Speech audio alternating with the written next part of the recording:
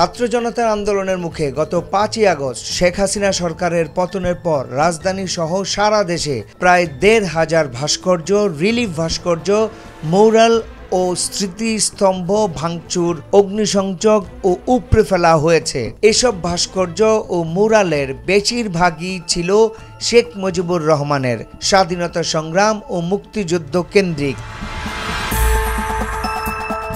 শেখ মুজিবুর রহমানের ভাস্কর্য ভেঙে ফেলার কথা উল্লেখ করে পাকিস্তানের প্রধানমন্ত্রী শাহবাজ শরীফ বলেছেন, যিনি পাকিস্তান বিরোধী আন্দোলনে নেতৃত্ব দিয়েছিলেন তিনি অবশেষে তার করুণ পরিণতি ভোগ করেছেন।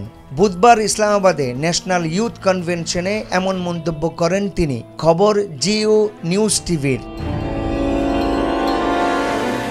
ভাস্কর্য ভাঙচুরের প্রসঙ্গে শাহবাজ শরীফ বলেন, যিনি খারাপ কাজ করবেন তা ফের তার উপরেই আসবে। শেখ মুজিবুর রহমান এই অবিভক্ত পাকিস্তানকে দুই ভাগ করেছিলেন। তরুণদের উদ্দেশ্য করে তিনি বলেন, আমরা যদি পাকিস্তানকে পরিবর্তন করার প্রতিজ্ঞা করি তখন খুব বেশি দূরে নয় যখন দেশটি একটি মহান জাতি হিসেবে আবির্ভূত হবে।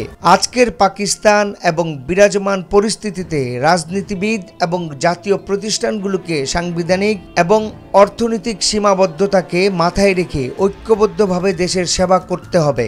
যদি আমরা তা করতে পারি তবে ইতিহাস আমাদের চিরকাল মনে রাখবে, অন্যথায় ভবিষ্যৎ প্রজন্ম আমাদেরকে কখনোই ক্ষমা করবে না।